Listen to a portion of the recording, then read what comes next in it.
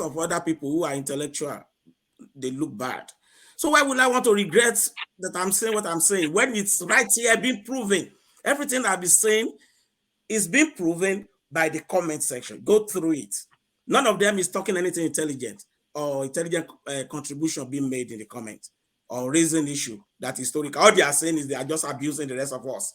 Oh, look at he's stupid. Stop that, Ayo. He's a loony. He's crazy. He's a fake lawyer. You yourself, you'll be ashamed of yourself. Look, just look at it.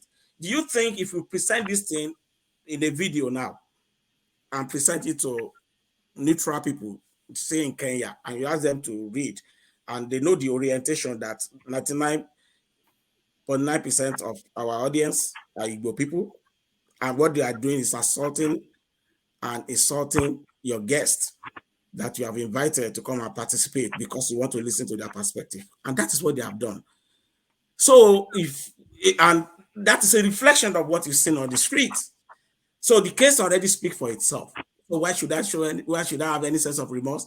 Now, if I react now, but you did not answer my second question. If I react to this kind of nonsense that is being written here, will Franklin now say, oh, I'm being genocidal by referring to these people? That can you see these people? That will now take the word when you start calling people these people is genocidal. And that is what we are saying. If you cannot, this is an intellectual forum. If you take about 3 hours of your day, for me, Friday is a prime time. I'm doing for old friendship's sake that Rudolph is to me. Friday is prime time for me. I do a lot of work on Friday. And I come here. I know it's a very sensitive topic. I could have avoided it because I told him why I avoided something has invited me to. When he started this, he told me about it. And invited me the very first day, but I wasn't able to make it. And the other one I cleverly run from, I told him why. And this is part of the issue now. It's here. Because you have to talk of already biased audience that are not ready to listen to you. At least you can make a constructive criticism or argument against whatever I'm saying that you don't like. One, don't try to change my narrative to something I did not say, because this is internet, it doesn't forget. Two, don't just start making caustic, abusive comments. Try and be intellectual a little bit if you have anything in your head. Showcase it that, okay, don't come and put abusive nonsense here and start attacking people. And that is what is happening on the street. When people protest, there is a siege from somewhere. They call themselves, you see it on Twitter, you see it on Facebook. I have over 20,000 followership on Facebook. I see that. So when I engage people, what do you mean by this? When I see that they are uncontrollable, I started blocking everybody. You don't have to follow me. Go away. If you want to intellectually engage me, I'm willing to engage you. But if you want to come to my wall and abuse me, it's easier. I delete you, period. So I don't have that power to do that here, but after go through everything here and see what a reflection of what is happening in Nigeria is. Thank you. I'm going to, like I told you, I can't stay the rest of the 3 hours. I know. Very soon I'm going to leave. So they didn't answer my second question. They didn't. Oh, sorry, Ngozi. What was the second question? I said you. Okay. Sorry. I was asking the. Already started, but I want to get to other people because we can. Oh, please. So sorry about this. I just wanted, because they keep hammering on this. He said that Mr. Franklin is being dismissive of the issue, which is the grievance, and which he says is the base for provocation, and which could lead to a genocide. I'm just trying to align everything they said to frame it in one question. So I was telling him that I did follow the show, and Mr. Franklin did address the grievance. Is it that particular grievance, or is there something else? Is there any other grievance he wants to tell us that he did not mention, that is fueling this narrative that Mr. Franklin is pointing them to stop using? That is just what I'm asking. Is there any other grievance that you are not telling us, or is it the one he has already addressed? Well, you might think he has addressed it. In his concluding statement, he did say very nice things expected of an intellectual, but the core is the denier. When you deny that Obi did not say Lagos is no man's land, or that it's not being said by people who shouldn't be saying that. People on the street can say anything they want. You understand? But when it comes from certain quarters, it may mean something more than that. And this thing has been persistent. It's been an issue. It's all over the internet. So the issue I have with Franklyne is trying to say, oh, it didn't happen that way. No, that is not true. Those deniers, those facts we cannot bring together here. I'm ready to take the challenge up for everything I've said there. If anybody wants facts, I argue with facts. So you can reconvene this thing as long as Rudy is ready to control the people. I'm going to we will share our screen, and bring up facts. So we compare facts to facts. That's how I work. That's the nature of my job. Right. So there's nothing I'm saying that I cannot prove. So that's why I said it's not admitting it. It's nice for you to say, oh, we shouldn't be doing this. We should work together. And myself, I identified that fact that one-on-one, we really don't have problem. If we enter club today, you are buying drinks for each other. Most of the people I probably see when I go tonight are my Igbo friends in the area. So who cares? You will know that we have firework here on the internet today. But on a Nigeria corporate issue, it's going to continue to happen that way. And we need to admit those things first that is happening. If you don't admit it and you now concentrate on reaction, when you don't talk about the action that causes reaction, that is not only dismissive, it's like dodging the issue, and it's not right. Thank you. All right, thank you.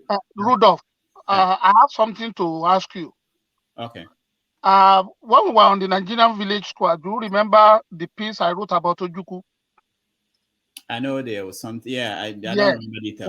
When he promised that he will write a memoir when I interviewed him. And because I was involved, came out, I was totally disappointed. Because there's some gray areas that he needed to clarify for posterity. I've read almost everything available. I don't think I've read everything, but almost everything available on the Civil War. But I believe that we can always learn from the mistake of our elders. In fact, I don't need anybody to convince me that what the North did to the Igbos was wrong after I listened to Joseph Gaba live, and then I interviewed him. So I don't need anybody to convince me. Now, the point is this. All those kids, I will call them kids, writing on the comment section, they don't know what they are talking about. When I wrote about Kanu, what I wrote about him, no Igbo man has ever written it. No Igbo man has ever written it. The article went viral and everybody loved it. And some Yoruba people were even asking me, why are you writing such a thing? I'm a very objective mind. Very objective mind. You may not like my position, that is okay. But as long as I believe in it, I'm not going to change it. All right. But the bottom line is this. And that's what I want Franklyne, my friend, to do. No matter how beautiful, how logical, how reasonable your pleadings, your sermons about what we need to do is, it will not work unless we address the causality. We have to address it, oh. You guys may not like it, but we must address it, because if we don't address it, we keep coming back to the same issue. And what are these causes? What are they? Exactly. You cannot come to my land and start showing braggadocio, telling Oba Ofeko to go to hell, telling us that Yoruba land is a no man's land, telling us that, okay, we have bought all your property, we gave you money, I went to use it to drink beer or whatever, even if that is true. I don't know if it is true. So coming to my land, to my house, to insult me, to disrespect me because you think, because you got some money and you bought land. What I mean, you built houses. What is a house? Anyway, I don't want to go into some details. Let me just leave it like that. But the bottom line is this. Unless we address the issues, the disrespect of Yoruba people in Lagos or any other place, it's going to lead to crisis, whether you like it or not. You have to address that. If you're not ready to address that, whatever you say, all the preachments is nonsense. It's like putting water at the back of the calabash. It's not going to enter. Thank you, For, Remi. for us to have peace, I'm sorry, Gary, just give me 30 seconds. For us to have peace, let us be honest. Let us come together. Like I told you, I have one niece, one nephew, whose moms are Igbo. Igbo was my father's caretaker for 25 years in Elisha. For 25 years. Charlie, Rose, and Stella, I see my brothers see tomorrow. They took me to Owerri for holiday. So I know what I'm talking about. I'm not biased, but we have to say the truth. And the truth, most of the times, is uncomfortable. If you don't address the issues, forget it. Thank you. Thank you, Remi. I have to promise our audience that we have to have part 2 of this conversation because we don't have enough time. ABK is joining us from Nigeria. I would like him to speak, but Franklyne, respond first, and then ABK, you speak. Oh well, yeah, because everybody threw in Ayo and Remi threw in a lot of things together. This is why I said we should watch the words we use. For example, Ayo made a very important point when he said we should address the causes of all these problems, and he mentioned braggadocio as one of the things that Igbos do in Lagos that shouldn't be. He mentioned telling the Oba of Lagos to go to hell. I wonder who said that. And he mentioned calling Lagos a no man's land. And then he mentioned disrespect for Yoruba people. First of all, it will not be dismissive of me to say I am trained in law like Ayo.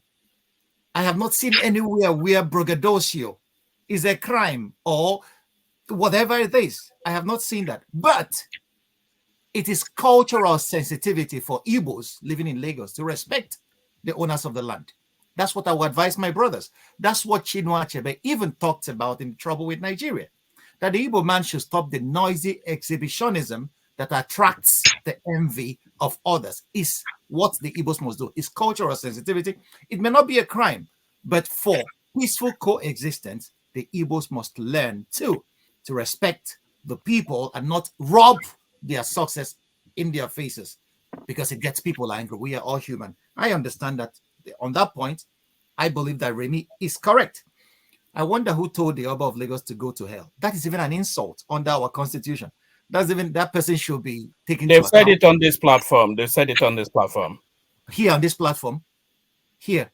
Then yes. That person is not. That person should be removed because you don't insult people. I live in Germany. He was cheered on. He was cheered on when he said it. He was cheered on. Cheered on by who? One man, the one you say in your platform about people. Okay, so let me finish. The point, I live in Germany, where the first article of the Constitution is that the voted mentions is unantastable.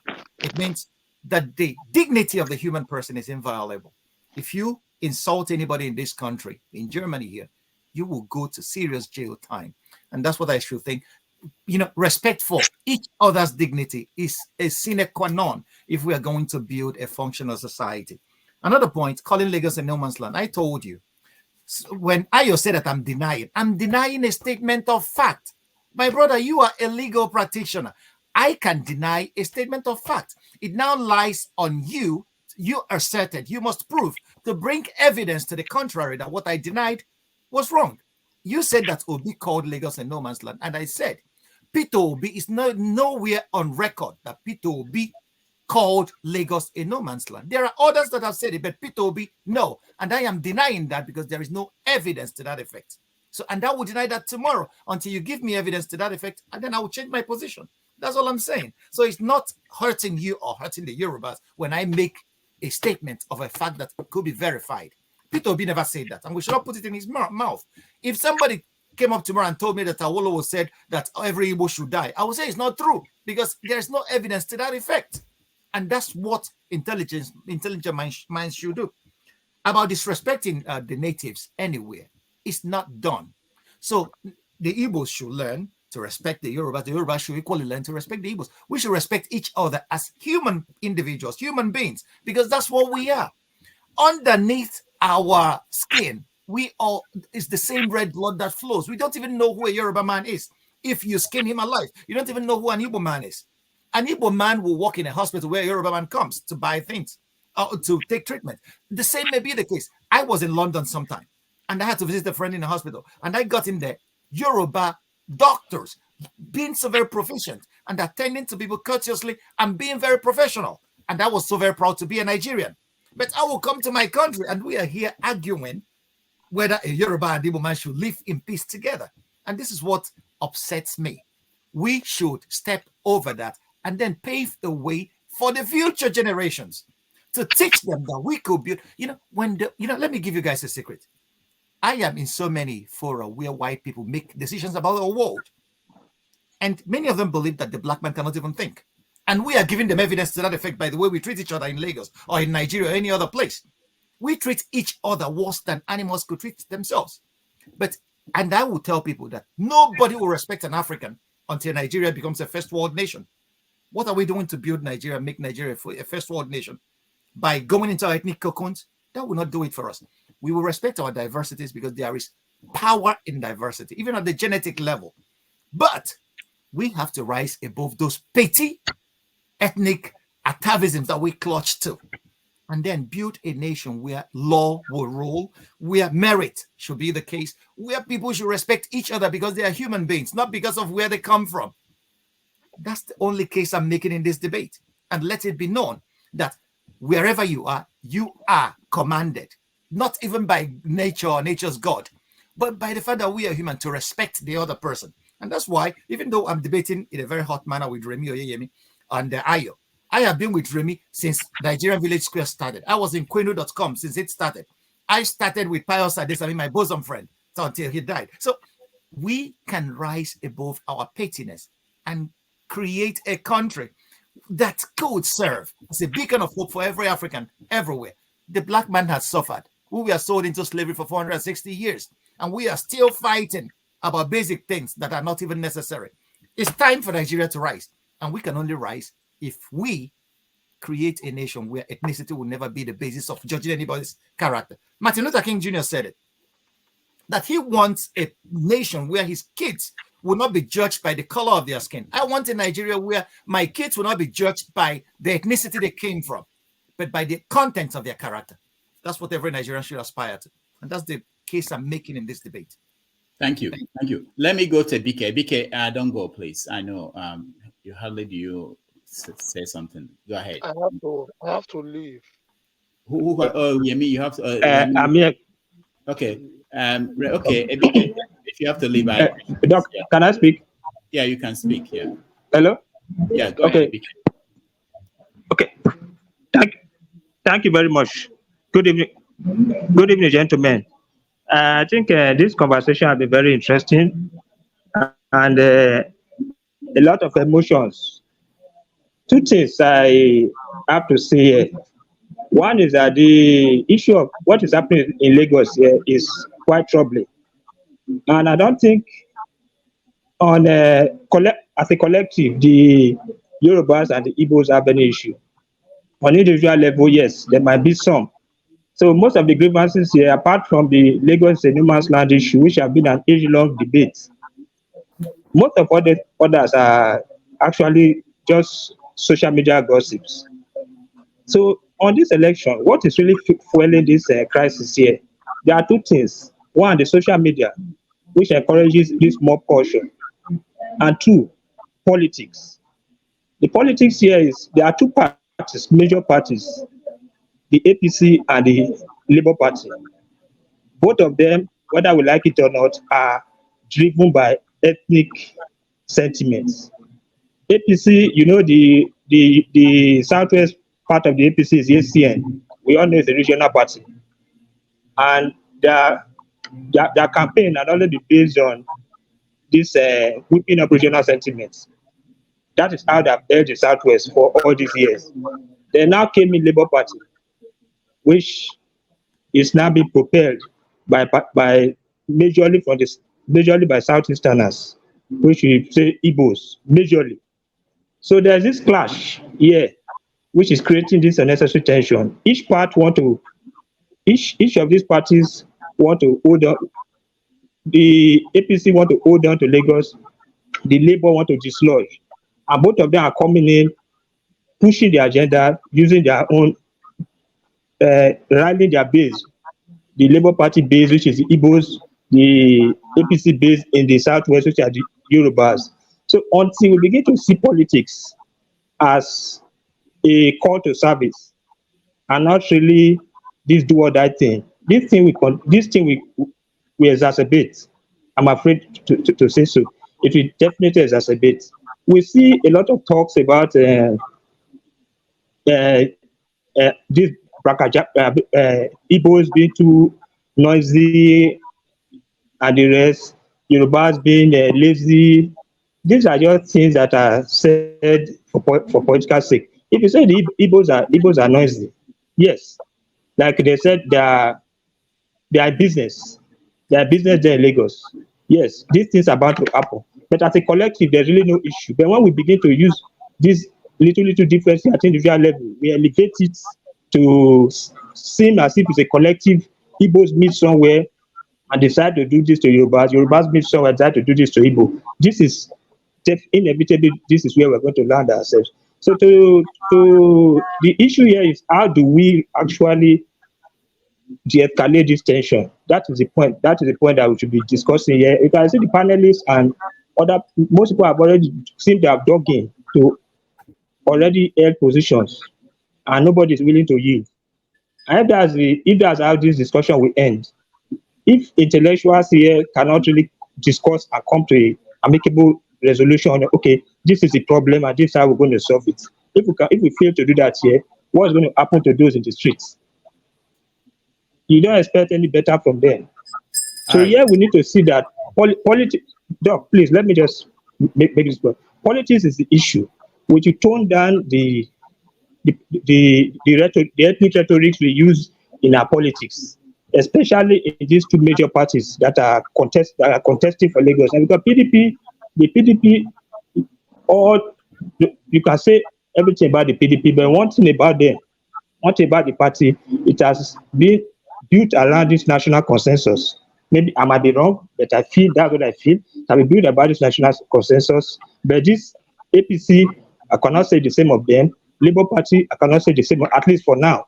And that is what is driving this unnecessary tension in Lagos State. I think if you can see how that can be de-escalated, I think gradually everything might come back to the way it used to be. And the two ethnic groups can continue to live together in peace and harmony within a prosperous Lagos State. I think that should be that should be something that should be considered as a part of the resolution of this issue that's happening in Lagos. Thank you very much. All right. Thank you, Ebike. Thank you, Ebike. I like your contribution. Yeah. Okay. Any of the panelists, any comments? Any of you have comments, or we go to the next person? Yeah. Well, the case I wanted to make, he made excellent points on the issues of this being all about politics. I always say that the political class are there interacting with each other at another level, and then they will send their streets and their surrogates to be making trouble. It's about power, and we have to know. Now, Chomsky made it very clear. Power is a very violent institution. And unless power is controlled by the sovereign is the people of Nigeria. Okay? And these people should be allowed to elect who they want in a free and fair manner, which has not been the case in Nigeria at the moment. That's not the issue I want to get into. The Labour Party seems to be the new bride. And it's not about, I don't think that the Labour Party has an ethnic constitution. The only thing people could say is that Peter Obi being an Igbo man, that this may be the very first time an Igbo man has actually made a dash for the presidency.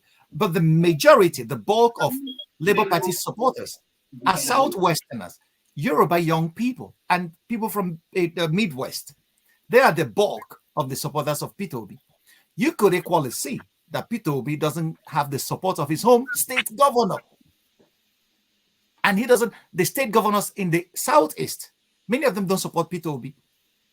We see that Hope Uzodinma is an Ogo, is an APC man.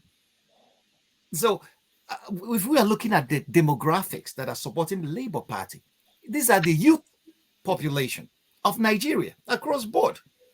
I never in my entire life dreamt that Peter Obi will win Nasarawa State. But these are the things that are happening. So we have to, APC issuing being a merger between ACN and the ANPP then, yeah, I can understand that. PDP have their, but PDP seems to have been skimmed out of the equation. Now the Labour Party seems to be the new bride. So the APC in Lagos is considering the Labour Party as an upstart that should not be allowed close to the corridors of power. You see that in politics. But what I want Nigerians to do, that we could play a politics that is devoid of this kind of narrative that could lead us to the brink of a very terrible situation. We could play APC could tell Labour Party to go to hell for all they care, but don't walk on our primeval fault lines like ethnicity and religion. These are issues that where people close their eyes and then go to war, shut off their reason, and then go to war for nothing. So this is what I am pleading, that both parties, both politicians should hold their dogs in check, pull them back from this peddling this rhetoric, this narrative that is causing problems everywhere. They can attack each other on the issues. That's what politics should be. All right, thank you, Franklyne. Okay, so let me now go to Madam Ayo. She came here first before anybody else. I'm sorry, CM and one man. We just have to go after Madam Ayo, then CM, one man, and then we go to the rest. Go ahead. You see, I'm really ashamed today. Those of you that have lived your year, you are about to go. And what you are leaving for my children is hatred and bitterness that started with our great-great-great-father, and they didn't use it to do anything. That's what led us to where you are today. I want to ask all of you one question. How many of you make a decision when you wanted to come to this world that you want to come through Yoruba, or you want to come through Igbo, or you want to come through Hausa? How many of you make that decision? Then secondly, how many of you make a decision to choose the state you want to come into this world to come and become? How many of you? So I'm so ashamed of all these elderly people that are quarter to go to the grave, leaving hatred and bitterness for us. I never knew that our constitution has changed to make the woman to be the head of the family. So that when an Igbo woman marry a Yoruba woman, automatically the child becomes an Igbo person. If that is the case, I think all women should go and change their name to their father's name, so that our children will start bearing our father's name. Because that is what all these men has come to this public to tell us.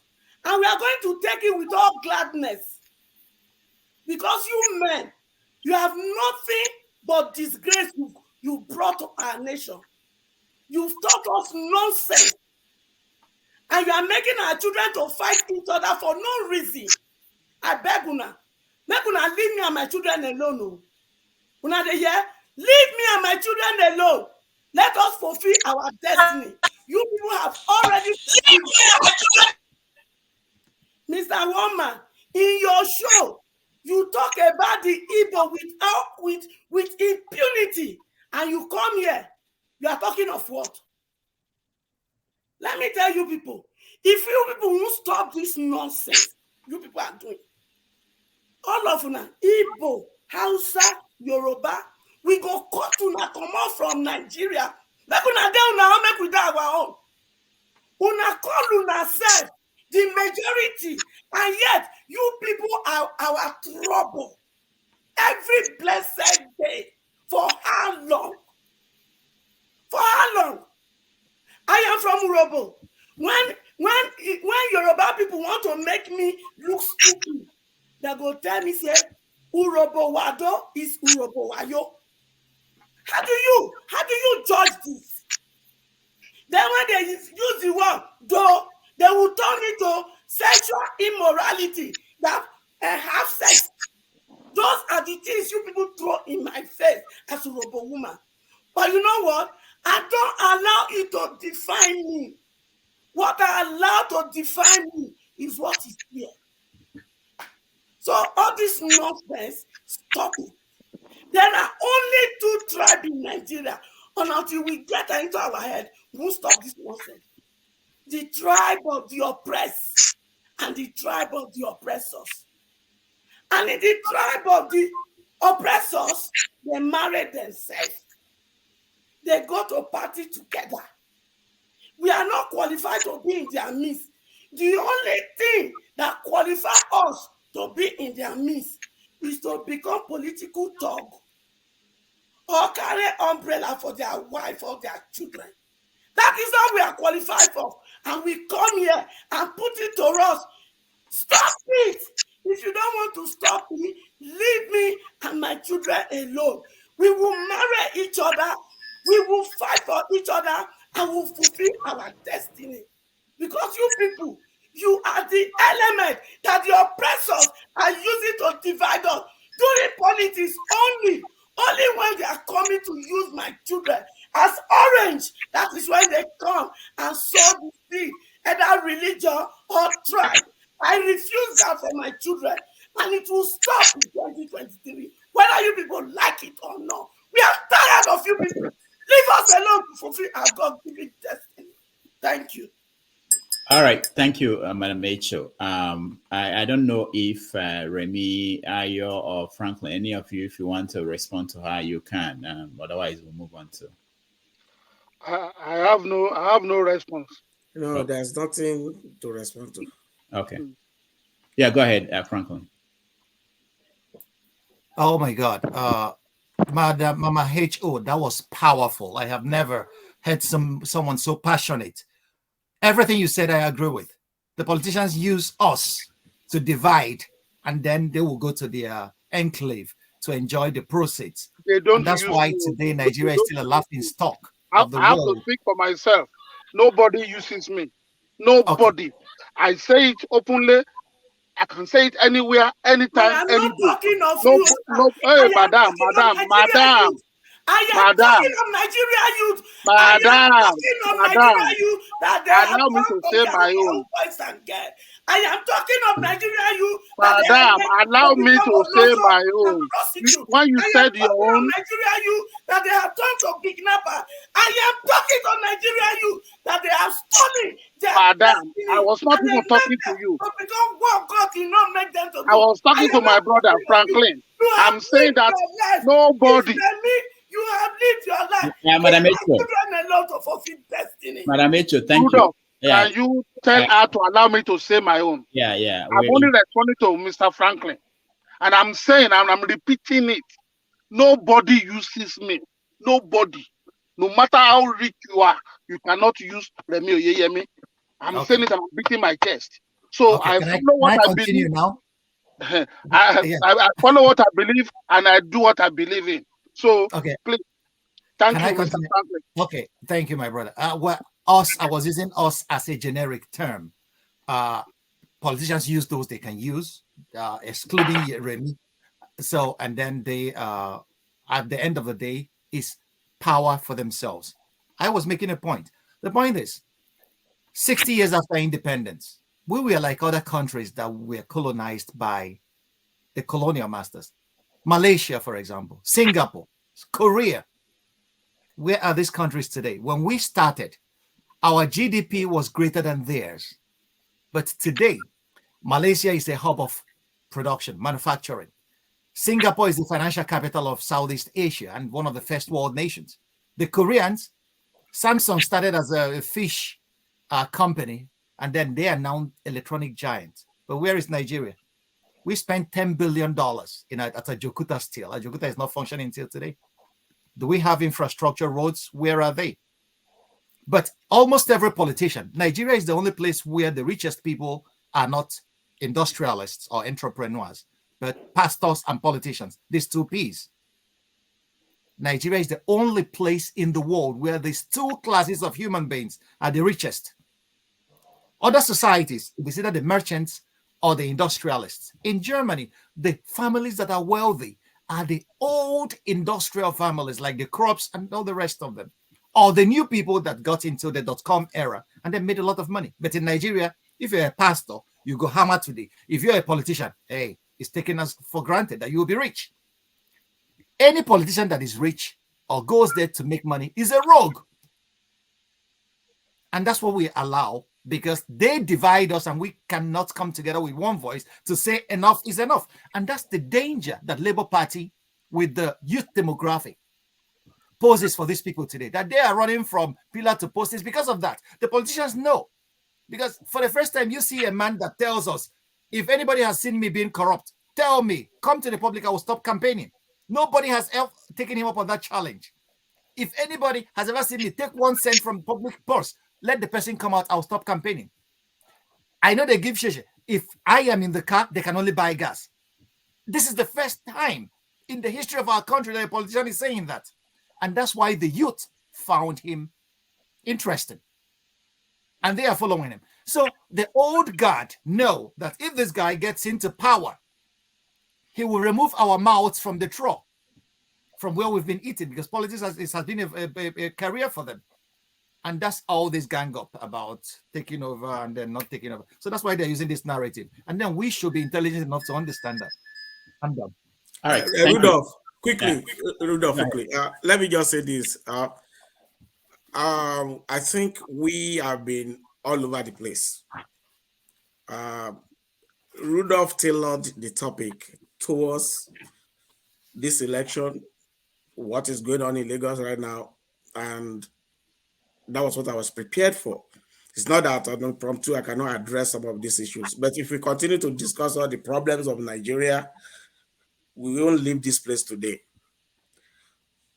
My own thing is this. Nigeria is a fundamentally defective country. That's why it's dysfunctional. Our foundation is wrong. There's no country that is built in Nigeria that is working. The politicians are using that divide during election, but the problems are there because they are fundamental to be exploited by whoever, either in business, in politics, and whatever. Emotional fat operations and being partisan is not going to solve that problem. At the intellectual level, at least, we have to be honest with ourselves. It's not about preachments. It's not about this is what we are going to do. It's not going to happen if we don't give solution, practical way to do it. The people talk about change of mindset. Human beings are the same all over the world. It is the system that whip people to line. We have to use a working system. And that number one thing is we need to decentralize Nigeria. The thing that makes us fight is that Abuja is the warehouse where all the stolen wealth are taken and they divide it. Let each region go and develop at their own pace. That is my picture of Nigeria. Regarding this particular issue, that fundamental issue is being exploited. And no politician is better than the other. Obi can be saying that if anybody call me a thief today, I will. It's depending on who is listening to, because a lot of people are calling him that he puts the state money in his bank. He went and invested in a brewery that is invested in. That is in America, he will be in jail. So he can be preaching that to the Marine, not to some of us who know how this thing works. So don't try to exonerate him. It's part of the clique. They are all thieves. As far as I'm concerned, they can sue me. So I discount that when I'm addressing corruption in Nigeria. I discount it and look at other things that people bring to table. That's the way I address my issue. With particularity to Lagos, which is this issue, of course, there are competing interests in Lagos. Politics will always expand and escalate it. What we need to watch out for is how we address it and what our people say. Utterances, it's not even about the ability to even carry out what you are saying, but the fact that you are saying it can create a lot of problem. And that is why I made that example, practical example that is happening as we are speaking here. I believe whoever is creating 3 hours to come and listen to us talk is interested in something tangible. If you create 3 hours to come and attack people and keep making comments, he's stupid, you make like 100 comments, everything is abusive. Why are you just wasting your time? Is it not better if you are sleeping When you are napping, your health is good, and you are using that to abuse and just wasting your time. They who don't care. You understand? So if that is happening here, imagine what is happening on the street, another forum. And that's in social media, you know how it works. It generates and please, I'm doing something. Emotions will fly, so sorry. and it keep mounting the problem that we are trying to solve. So let's package as a people. If there is a way we can do it, keep pushing a solution that we can all brainstorm about how to restructure Nigeria. Whoever we have a president elect, we must have something we want to push for whoever is coming in. And so this is the problem of Nigeria. People are reacting to how they feel. You know, Igbo people feel they are marginalized. Yoruba people, they are threatened on their ancestral land. Hausa people think if they lose power, they have nothing in Nigeria again. There's nobody, and our Mama H.O. that is speaking now, our own problem is that they are corrupting our Yoruba name, and she wants to beat the rest of us. So we have a problem. My own problem is Nigeria. No vex. You say we can't use you don't like that one. Because I know they tribalism like una. You know, yeah, and they call them my Nigeria children. But in Nigeria, they talk of Yoruba, Igbo, Hausa. Leave my children alone.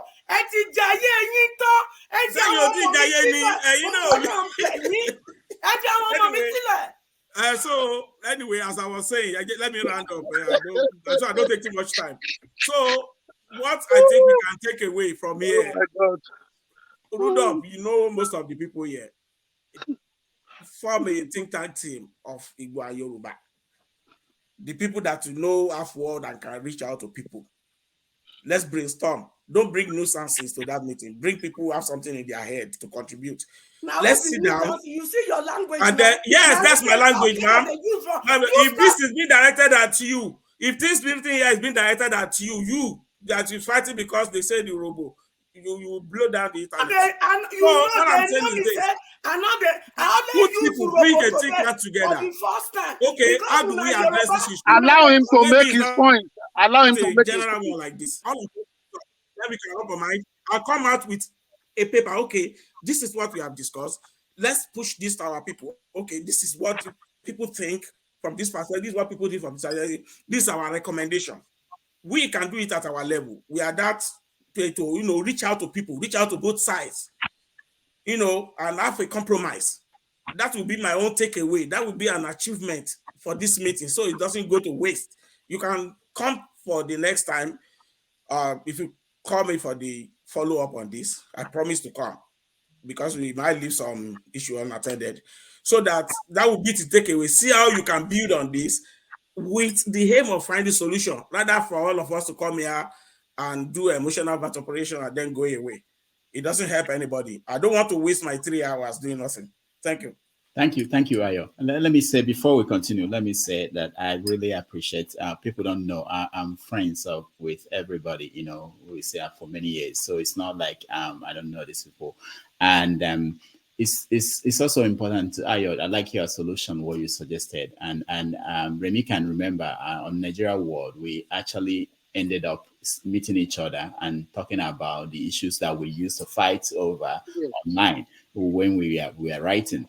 For you, Ayo, let me just point out that because I think maybe you've not been on this platform. I've invited you several times.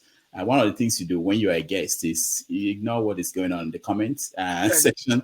You don't do that. You don't look at it while you're speaking. If you do that, that would be like and of course it happens to everybody. It's not just you, so it's not personal. I get attacked there all the time, but it shouldn't let that worry you.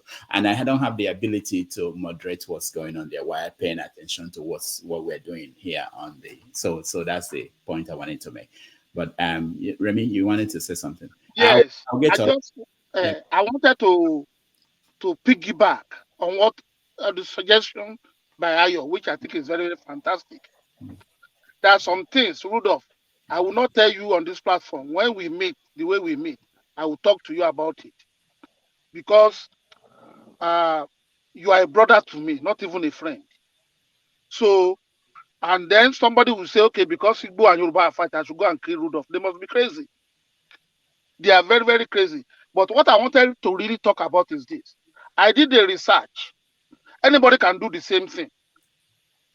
The United Nations have indices of development. And on that list, there are 189 countries. Nigeria was number 185 on that list. So when I look at the list, I wanted to know what the first 25 are doing very well, that the last 25 are not doing at all. So in my research, reading about all of them, I found out that the first 25 have three things in common, which the last 25 does not have. They either have one of it or two of it, but they don't have the three of it. What are the three things? They speak one language. They have the same faith. And they are from the same ethnic group. Where the country is not of the same ethnic group, we have dominant ethnic group that is about 65 or 70% of the entire population. They speak the same language, they are of the same ethnic stock, and they practice the same faith. Then when you look at the last 25, they don't have any of these, any of the three.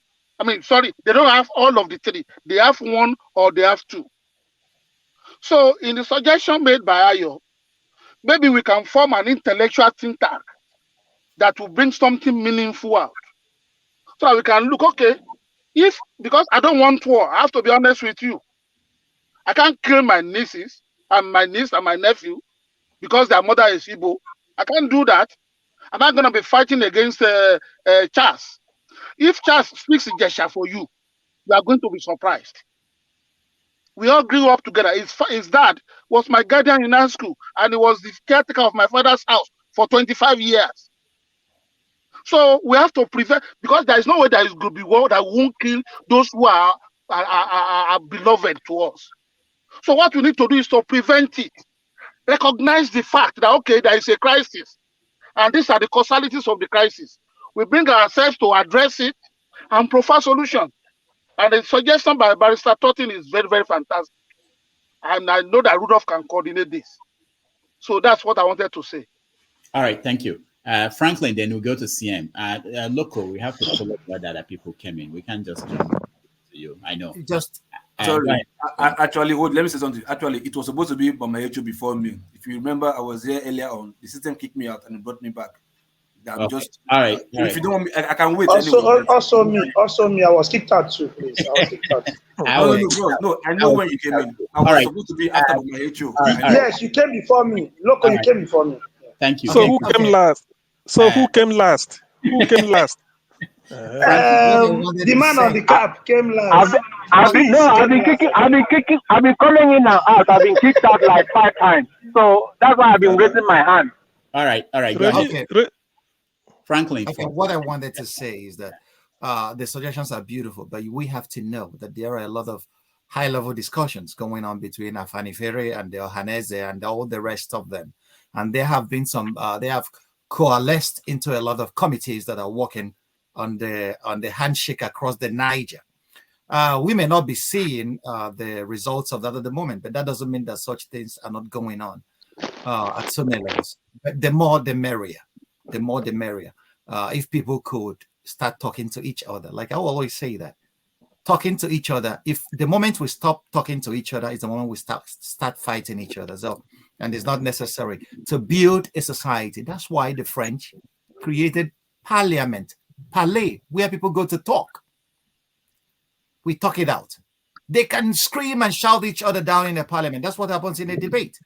But at the end of the day, what happens in parliament remains there. And people go to construct societies that will carry and embody their aspirations. That's what I want to see for Nigeria. We are too talented of people to spend. We are spending our time attacking each other because our talent doesn't find expressions anywhere. Our government doesn't create the platforms necessary for us to actualize the talents, the latent talents in us. And that's why Franz Fanon said it. If you read that psychologist, The Wretched of the Earth, his Opus Magnus, he said, if suppressed fury fails to find an outlet, it will go in and devastate the oppressed themselves. And that's what is killing us. We are spending time battling outside Fulani Yoruba because our talents are lying fallow. We are not utilizing it. There is no opportunity. Let me tell you, give Nigerians 24-hour power supply today. I will tell you, Nigeria will become China in the next 20 years. The people don't want you to give them money. Create the platform. Nnamdi Azikiwe said it. The motto of his West African pilot was, show the light and the people will find their way. Nigerians are that talented. We can always find our way. Just give us the platforms. You will see these issues of tribe will disappear in a night. Give us good water supply. Give us good roads. And, I will always talk about infrastructure of integration. I live in Germany. While I was a student, I was traveling from Frankfurt 4 hours. I was on the train. Go to Berlin to chase a girl and come back. Party hard. Come back. Until we have that kind of infrastructure where a guy in Lagos can go to Enugu tomorrow morning and eat, point and kill, and go back to his base, we get to learn and know each other's culture. We get to see each other the way we are. That is infrastructure of integration. But we don't even have functional roads or rail. We don't. The airplanes are for the, for the rich. So these are the things we should start tasking our governments to create for us. Achebe was right. The trouble with Nigeria is not tribe. It's not the Hausa, the Fulani, or the Igbo. The trouble with Nigeria is simply and squarely the failure of leadership. Leaderships do it across board. Remi gave an example of countries that have made it, and what about Canada? In Canada, we have the Quebecians. Now they want to get out. Okay, they speak French. The other side speaks English. But these guys are highly developed because there are infrastructures and they integrate. So once they raise their voices, what are you raising your voice for? There are things for you to actualize yourself within your own space. And they are not a confederation. This is a federal republic. So we can, if we give examples of why Nigeria is not working, it's not working simply because of leadership. It's not because we are different. Because Americans are different groups of people. Everybody gets to America and becomes an American, Italian American, Nigerian American. Why are they not fighting and killing each other because of their tribes? It's because that there are infrastructure of integration, the government functions, and there is the rule of law. These are the things we should battle to create in our own society. And that's the only thing that can scaffold our development. Without that, we are not going anywhere. All right. Thank you. CM. Please. Well, I think the question I prepared for 3 of them, one each, Oyeyemi, Ato, and this thing. Well, I thought it has been overtaken by events, what I've heard, but let me just put it across. I know it might not matter anymore. Chief Remi Oyeyemi, you are now the Owa Oboko of Ijesha land. Will you summon the Igbos living within the Ijesha land and tell them who to vote for? That is your own question. For Ayo, first of all, let me give you this impression. It is not that the Yorubas are carrying Obi high, like Chief Aya Debanjo is doing. I commend him. Ekweme did it for Obasanjo 1999. All over the southeast at the same podium, just like Doyo Okupe was following Obi. So it has been like that. But the question I want to ask you is this. The word accommodating, do you think it's derogatory for any tribe to use it against any tribe in Nigeria where they find each other? That is for you. Then for Franklyne, given what you know, the exposure and everything you've had, do you not think that the incoming government should, as a way to de-escalate tension between Ndi Igbo, probably, and their host in the north, and Ndi Igbo and their host communities in the west, do you not think that one of the priorities of the incoming government, whoever it may be, is to go and put infrastructure in the east? At least, even if 100 Igbo people will like to go to the north or south, let's say it will now be 30, 70 will be back, and then so that to de-escalate this tension of you are here, you are not there. Thank you. All right, I think that's good. Chief Remi, yeah, you want to take? Are you with us? I think it's paused. Yeah, I think the network. Okay. All right. Let's go to Ayo Yones. Yes. Regarding the word accommodating that was used by Chief Oyeyemi, it could have. I think he has addressed it once, and I can maybe, since you asked me, but it wasn't me that used the word, I would have said hospitable, and it's a fact that Yoruba people are very hospitable. It's cultural, Some areas you can't stay there, It's just a fact. It's a state of fact. I don't want us to go back over what we have already discussed, but the point is, generally, Yorubas are hospitable people. They don't disturb anybody, and we can see that from history of Nigeria. Now, regarding holding of hands and people, when you said Ekweme held Obasanjo's hand and took him all over, yes, that is true. But who else would it have heard? It would have heard Fala if he wasn't holding Obasanjo, because we're only two Yoruba in the something. And Obasanjo was not even the one. It was even an Igbo man that stepped down for Falaye so that he can be two Yoruba contesting. That part even is not correct, because what happened was that they have an alliance that if as the Falaye's party presents the president, the alliance will present the vice president. The moment Falaye has been presented, what is chief? The woman, he changed something. It wasn't presented as the vice president to Falaye for obvious reasons. You cannot have both candidates from the south, so they gave it to Umaru Shinkafi of the north through that alliance. Because of that, he voted the Senate, the National Assembly, and everything according to the alliance. When it comes to presidency, they voted against Falaye for Obasanjo. Falaye was, for me, this is a personal opinion, better by miles than Obasanjo, seasoned economists of international repute, and that was the candidate of Yoruba. Obasanjo was candidate of Hausa. Obasanjo himself lost in his own polling unit in that election in 1999. So I won't see it as something done for Yoruba people. It is just the same way of voting along with the North.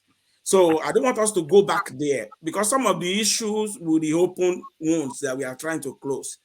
And regarding some of the things Franklin said, Canada operates like there's very little difference between federalism and confederation. Canada operates like a confederation because they have their own constitution. They are autonomous.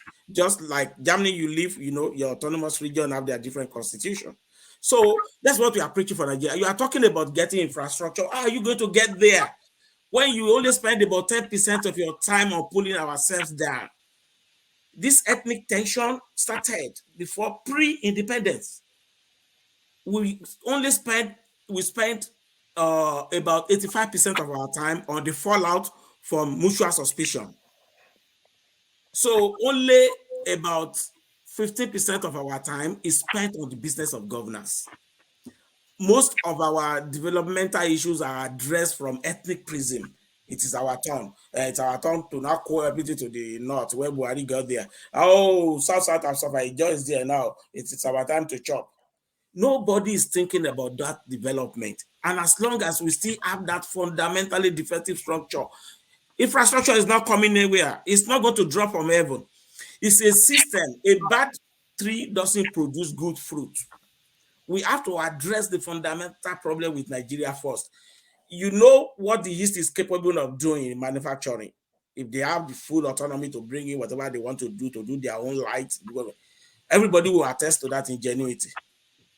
I know what the Western people can do. Even the North, with the arable land of farming, they can be the basket food for Nigeria. They don't even have to, we don't have to plant food in the South. Look at America. You can cut some states that are specialized in agriculture, New York, financial sector, Idaho, potato, Florida, orange. Each can specialize and leverage on their areas of interest. These are some of the things I expect we will discuss when we have the think tank, so that nobody is left out. every part of Nigeria is viable, but the fear of no that if we start this thing, will my region suffer? As we are able to present the plan and allays the fear of different region that, oh, if these people go, waiting I go chop. If we are able to do that, Nigeria will develop. You know, like if the West is developing, East is developing, South is developing, Central is developing, then the whole country will develop. But if we keep a system, the infrastructure is not going to happen because nobody is monitoring anybody. It's our turn. Instead of all of us shouting that this president is misbehaving, we will now refer to when Jonathan did the encore, when Buhari was doing his thing there, putting everything in the north, everything. When people were shouting, they will say, what did Jonathan do? Didn't the people from Southeast and South take over the government and run in 90%? We fight justification. We use that which is not working to rubbish that which is working. Because we find justification in our own ethnic experience. So the best thing for us to do is to find a way to create an every environment for each region of Nigeria to develop at its own pace. That is only where we can have development, because the system is not calibrated for development. It's calibrated to fail as it is right now. All right. Thank you. Thank you, Ayo. Franklyne, you want to say something? Well, no, I was asked a question, so that's what I wanted to address. Oh, okay, okay. The question he asked me. That's true. Yeah, was whether it wouldn't be meat for the government, the incoming government, to provide infrastructure in the Southeast so as to mitigate the migration of Southeasterners to every other place. Sociology shows us that it wouldn't. It's not necessarily about infrastructure that people migrate to where markets are. Okay, so if there is market anywhere, you will see people who are a market dominant minority going there to apply their trade. I wouldn't want any government to concentrate only on the Southeast. That would be too nepotistic of me to make that a case. Buhari tried that with the North when he told the United Nations to only concentrate on the North. Wait, I didn't say that though. Is that? No, I wasn't talking to you. No, I was asked the question by the man that asked you. Yeah, go ahead. So when Buhari told the UN to concentrate their relief efforts in the North, a lot of people may misunderstand it. But I can understand it because the Northeast was being ravaged by Boko Haram and the insurgency and all whatnot. So I wouldn't advise any government to only concentrate on the East. Nigerians always shoot themselves on the foot. You are not doing a people a favor. As a government, you don't do your people a favor by providing infrastructure. You are doing yourself as a government a favor, because if the people have the infrastructure to help them in being productive, they will pay taxes to the government, and the government will use that to develop the country. And then as a government that you are credited with developing your country so very well, your party will always be returned to power. But we leave the basic things and then we fight over irrelevancies. No analysis has beaten Achebe's analysis. It's not about because Nigeria is created on a defective structure. No. How are countries formed? Either by conquest or that people have been living together, or, that's the way it is. What about those countries that were conquered? And they evolved to become good and great societies for their citizens. What made that possible is leadership. Leadership is the factor that pulls every other resource together to create a viable human society. That's what it is. It's not because we are different, or because our structure is defective, or because the British roped us together. Our problem is that our leadership has always failed. If somebody brings in the argument to say, yeah, if Goodluck Jonathan did it, and then we will try to defend our tribesman. Let's remember when Murtala Mohammed came to power in 1975, the very first thing he did was to institute a quasi, war, a kind of war against indiscipline. Murtala Mohammed ordered that each civil servant that is not on seat by 7 a.m. in the morning, the time that work starts, will lose his job. People thought he was joking. And then he went to the Federal Secretariat and sacked a few people because he was there at 7. The next day, this famous Lagos traffic disappeared and people were on their seats at 7. Excellent leadership. It's not, I'm supporting a military junta, but that's what leadership is all about. Achebe said, is the failure of leadership to rise to the responsibility of personal example. That's the only trouble with Nigeria. Our leaders are not personally responsible. We make the laws, and they are the ones to first of all break it. You will see a judge in traffic, and his policeman will be kicking every other person's ass so that he will jump the queue. Personal example. That's what leadership is all about. It's not necessarily voting a politician from my tribe. No, a man who is competent, a man who has integrity. That's leadership. Achebe has not been beaten by anybody in his analysis to that effect. So anybody that wants a solution to Nigeria's problem, Achebe gave it to us in a simple pamphlet. The trouble with Nigeria. I have it here. Every Nigerian should buy that book and read. Every other discussions we are holding, we have already been given the solution. If we find good leadership, Nigeria will be great tomorrow. Until we are able to come to that point where we can say, I don't care where he comes from. Can he deliver? Many of us Nigerians living abroad and working in many companies today, they don't ask, where are you from? They say, can you deliver? By your application and by your interview, you say you can deliver. They give you the job. And that's why those companies are soaring. You will see many Nigerians across so many places doing beautiful and excellent jobs and delivering. People never ask them, are you Nigerian or are you a black man? No. So when we do that to our politics, our problems will disappear because the leadership will be responsive to the needs of the people because they are competent. They know what to do. They have the vision. Leadership, leadership, leadership. That's our problem. And we don't seem to be getting it right in this cycle. That's where my fears are. All right, thank you. Ayo, can you hold off? Okay, Yeah. let's Okay. get one more question in, Yeah. at least, because it's something urgent. I want Peter to go next. Peter, go ahead. Let me unmute. Hello, good evening, everybody. Good evening.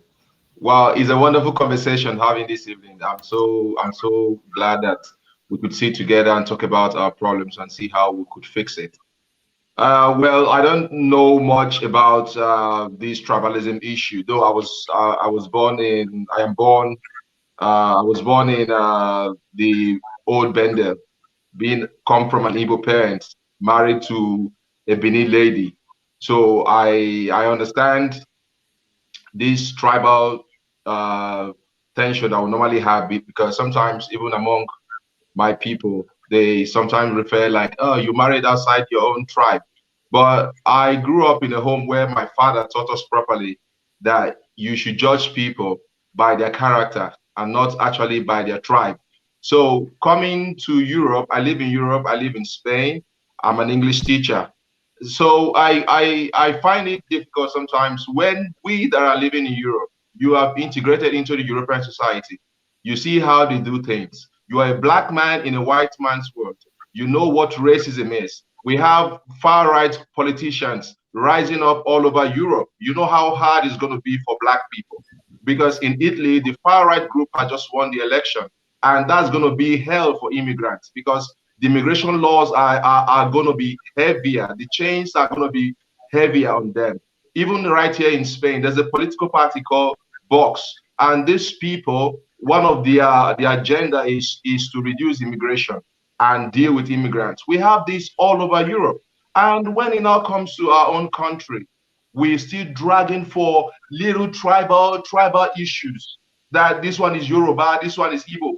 Look, it's the same thing everywhere. By the grace of God, I've managed to travel around. And I could see that if a white man stops you, if a policeman stops you, he doesn't know if you are Yoruba, if you are Igbo, if you are Senegal, if you are from East Africa or North Africa. What he sees is a black man. And it's so painful that we that have lived in Europe, I thought we were supposed to be the ones educating those back home and try to teach them that we shouldn't be microscopic in our thinking, that we should make it broad and see the greater picture. If only Lagos develops, the whole country is still poor. If only one section of the part, if only one part of the country is developed, what happens to the other part? We are not thinking as a community. We have individual and tribalistic mindset, and this is going to be a problem. No country will do, even in Spain, they have little tribes among them. It might not be obvious, but they do. The Basque region, they don't speak Spanish. The Catalonians, they don't speak Spanish. The Valencianos, they don't speak Spanish. They have their own languages, but this culture it is interwoven into the fabric of the nation, and they have one law, just like what Mr. Franklin said. In a place where the rule of law works, everybody abides to the rule of law.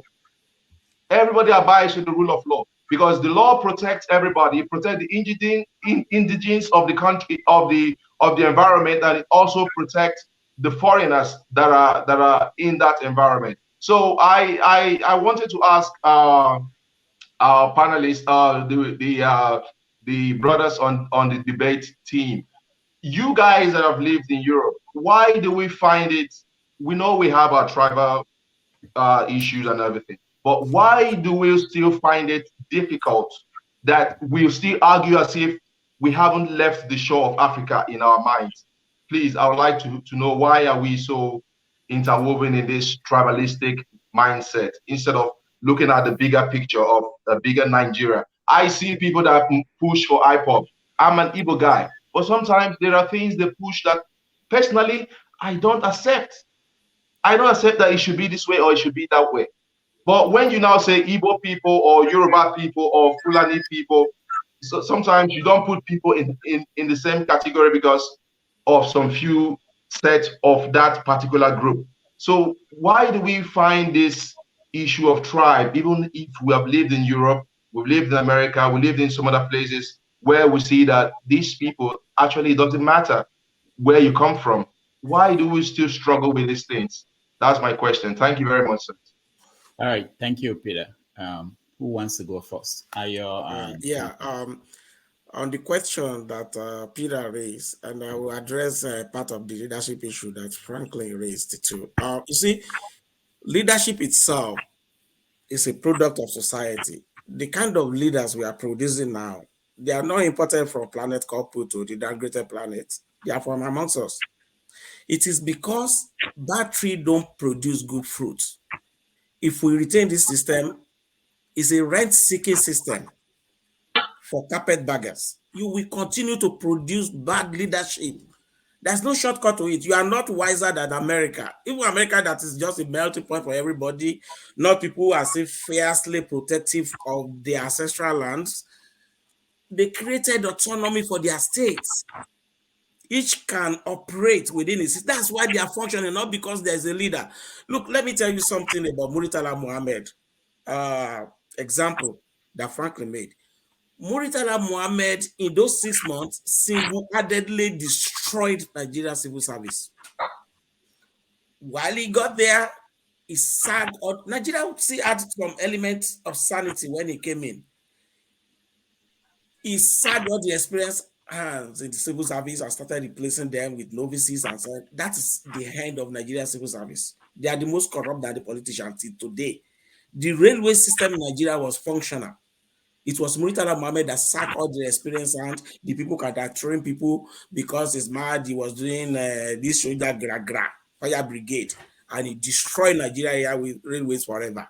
Some people recommended a rolling treatment for Nigeria. I said, if you bring a rolling to Nigeria, it's going to be an exercise in wasteful bloodletting.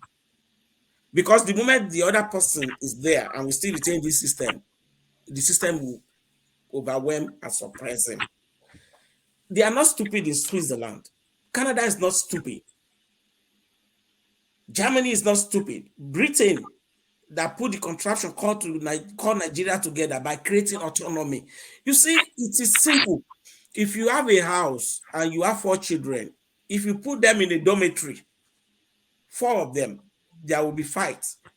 Yeah, who put this bucket here? How did my pot get over there? Who put that pants here that didn't remove it? But if you break that same dormitory into 4, and each one is responsible for his own room, then you can properly apportion blames.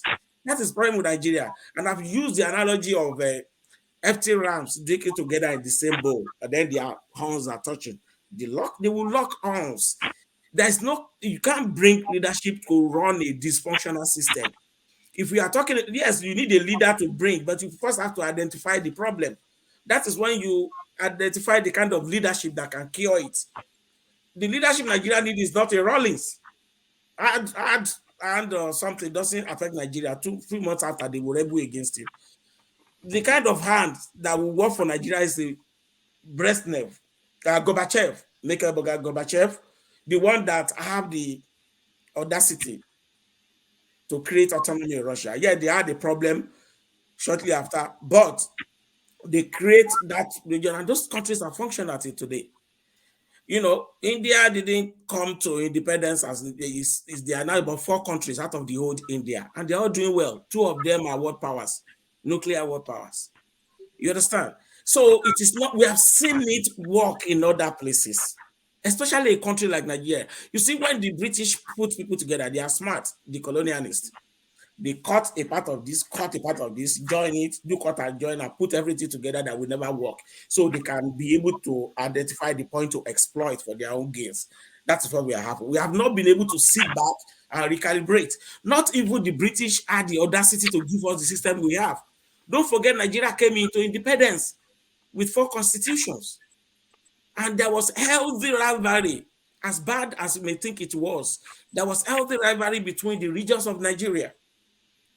Awolowo went and created one national bank. Oh, why can't we do this to the East? They put African Continental Bank in place. The bank told the northern people, they thought, whoa, this thing is working in the South. They created Bank of the North. That was healthy. University of Ife, that happens to be one of the most beautiful campuses in Africa, was not an original concept. It was because they created Nsukka, University of Northern Nigeria, which is Abu today. It started as just of Northern Nigeria. They later changed it to Ahmadu Bello. When they came, there was no university recommended for the West. That was Awolowo said, okay, we are going to build our own thing. We needed a university. That is competition. So there is something they were learning among themselves. You know that, okay, this region is doing this, let's try it, let's try this, let's try it. So that energy that we are channeling to fight ourselves now, he wants to take my land, I'm not taking our land, now we get money pass. We will channel it to develop our area, to showcase that this is what we can do. And because we don't want the East to beat us in the West, we are competing. We want to see what we can steal from you. The North is looking at that, okay, what model are this guy using? Can we borrow from it? That is how we are going to develop. Because as long as we are waiting that when we die, we just go to use Koboko to straighten up Nigeria, it's not going to work. It is the system that will now bring out the leadership we want, and then will give us the leeway to develop. And that system is concentrating on their own development pace, so we can have healthy competition. And that is why all the countries, I can say it, all the functional, the best run countries in the world, even, do you know that China has some autonomous regions? As terrible as China is when it's not to issue of governance, China does have autonomous region in China. It's a fact, a controversial fact that we see in the books. So that's the way I look at it. And the moment we have that, we won't have to worry about somebody want to take my land again, somebody call somebody. No, we wouldn't even have to worry about that. We have other businesses to deal with. Right now that we are using just 10% of time on business of governance, the rest we use it on big crane and try to pull each other down. No, Igbo man must not go there. That Hausa man must leave, we must fail. It's our turn. We won't have that again. And that is why we are not concentrated on development. Thank you. All right, thank you. Franklyne. Oh, well, okay, Rudy, can you hear me? Yeah. Okay, you know, well, I have a kind of misgiving because a lot of people are waiting to ask their questions, and it will be quite unfair to them because if I start talking, I will take a lot of time. To be quite unfair to all of them because they have been waiting patiently to participate, and I would like us to give them time because I wouldn't want to counter what Ayo said. Ayo made excellent points, but we have to remember that leaders made countries like Singapore. Singapore is just the product of Lee Kuan Yew. Leaders made countries like Turkey, Kemal Mustafa Ataturk. So, and we have seen that. It doesn't mean that leaders must be one man. No, leadership at all levels. We have Lagos, for example. Lagos generates a lot of money. What has the leadership done? Major cities like Lagos have metro systems, subways, but we have not been able to do that kind of. So, which means our leaders are still at a level where we have not, where we don't like still. Why aren't the states competing among each other? Because we believe, you use the word that is very instructive. You call it many rams drinking from one bowl. Why should we drink from one bowl? Why can't the states compete among each other, utilize their resources, build their human resources, and from there generate taxes and then develop themselves? They don't But we are control not the even doing resources. that. Exactly what we are saying. So if we are not even doing that, so who tells us that if we break apart, that the regions will start doing that? No, we are not doing that now. The states are not even doing that. So, do you know that the region don't control their resources? I like the example of Singapore that you made. My brother, what was Singapore like when it was part of Malaysia? I agree with you. Did they make it until they break away from Malaysia? Yeah, but Singapore did not succeed or it has its own autonomy. So it produces its own leadership. You see, the example you use is actually against your point. No, it's not against my point. Okay, if you say it's against my point, what about Turkey? Did Turkey break up from anywhere? Or can we say when it's evolved from the Byzantine times? The point I was trying to make is the leadership. Please, can I ask Mr. Fundamental. Without leadership, we cannot attain anything. Even if you break apart from anywhere and the leadership is dysfunctional, nothing will ever be attained. That's just the point I'm trying to bring across. I don't say anybody should break apart. That's not the point at this point. Okay. All right, let's try. I like Dr. Rudolph, can I ask my question? Please? Yeah, hold on, Maxwell. Hold on. I like what I know that everybody wants to ask question and go, but I like what he said in terms of we have to get to the questions. So for our guests, please make your answers fast so that we can get to many questions. So what I will do is I'll give people a chance to maybe 2 people will ask questions at the same time, and then I'll come to you guys so we can run through a lot of people. Loco, you are okay. Let me go to someone in driving. Just consideration purposes. Oh, he's gone. All right, Loco, you are next. Doctor, you sound like God damn my side, eh? You want to? I wasn't the one that kicked you. Sound big. You sound. All right. Thank you everybody for coming here. I like the way we do this. If we can be doing this all the time, right? At least it will still be bringing our head back to where we were going, back to like, I think we need to be together, rather than going far from each other. For me, my anger is this, right? Amongst all the speakers I've been speaking here, nobody here has thought about history. To like before all this, pre-independence, like 18th century, 15th century, were we not related before now? Did we not come from the same ancestor? At least I'm from Edo State, right? Before I left Nigeria, like I'm a civil engineer. I used to go to communities, doing state and federal government projects. You understand? Like my company then.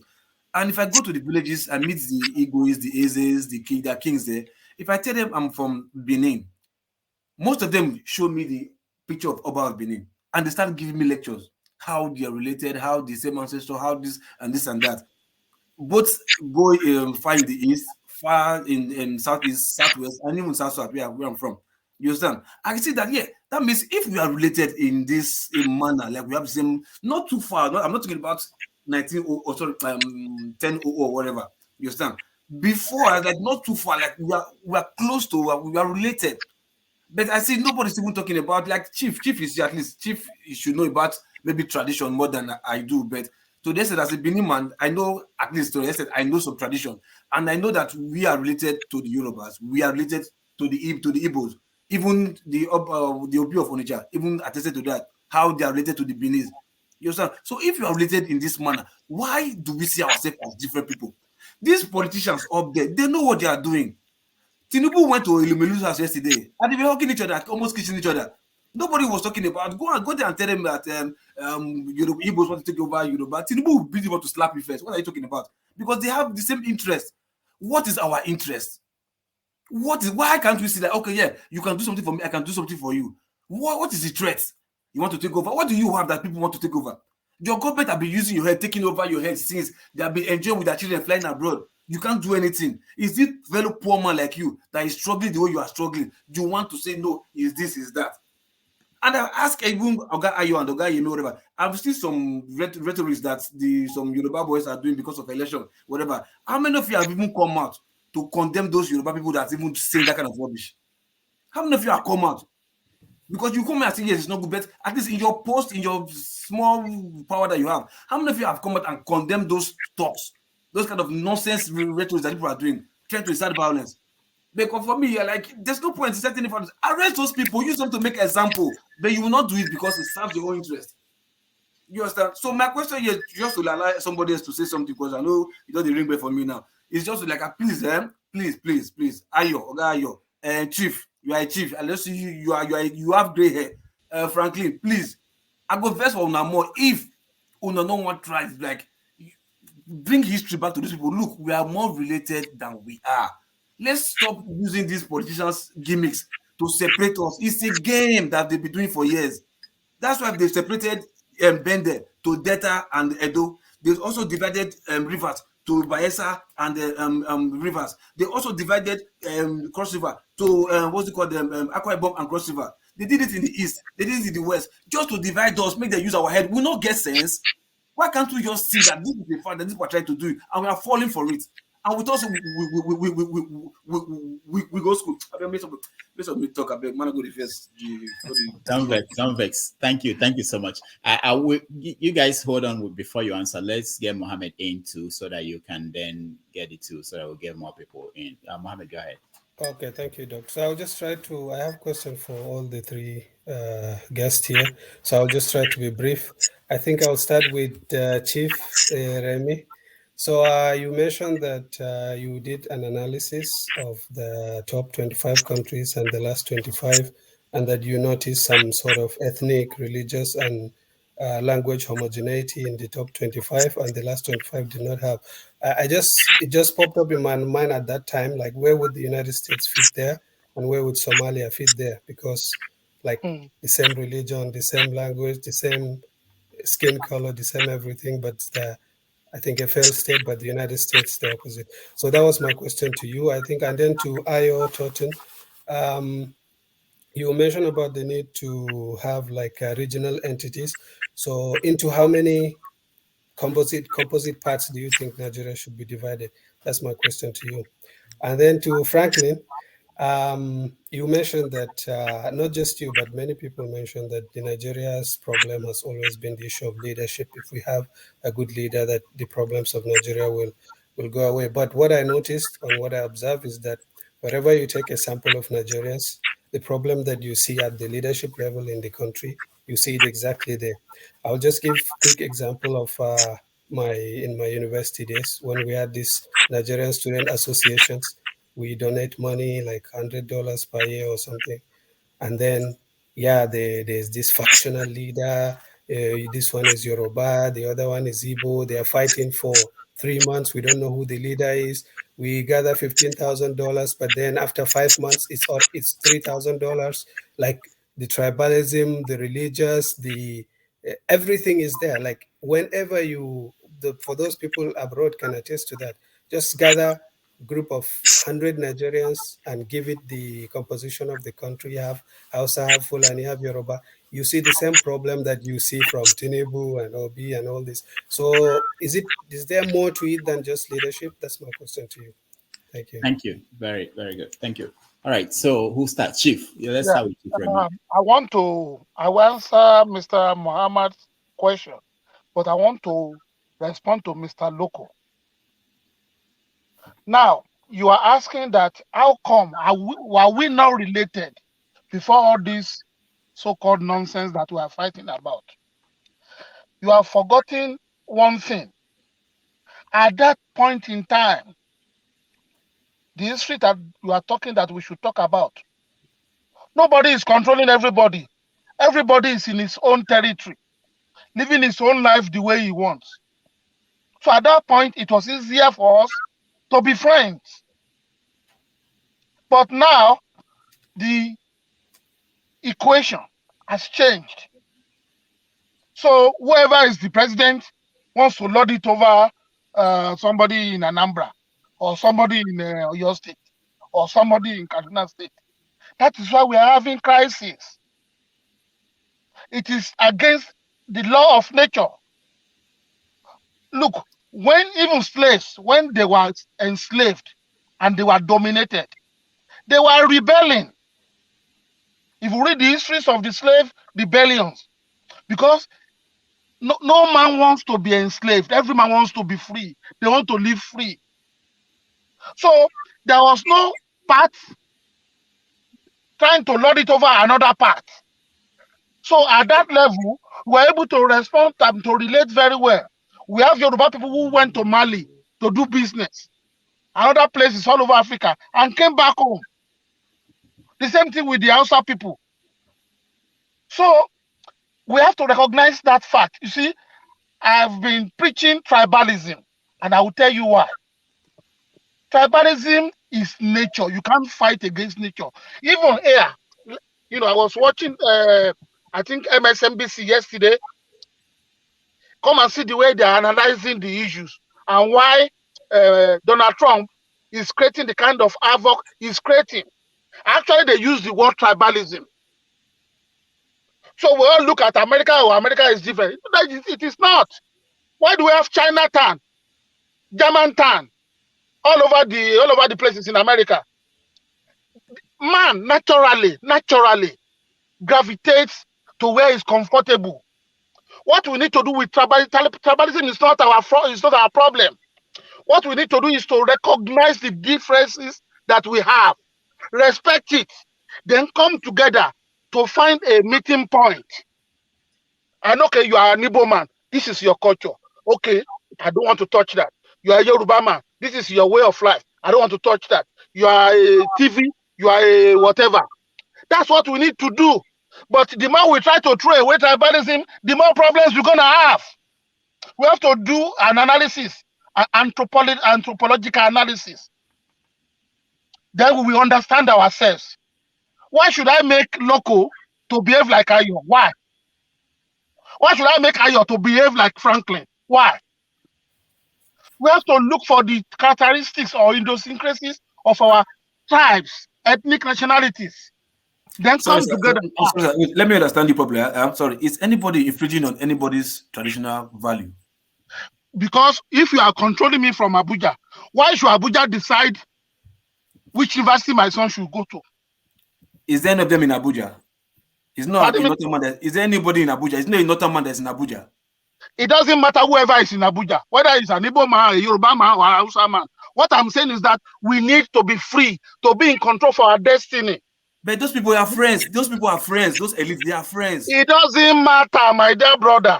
I'm telling you what is important. They are friends. Yes, they are friends.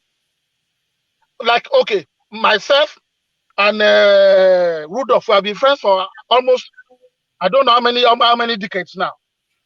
But the bottom line is that we have to recognize the truth. The truth is that we are different in some ways, and we have to respect each other. And I thought Franklyne hammered on that point.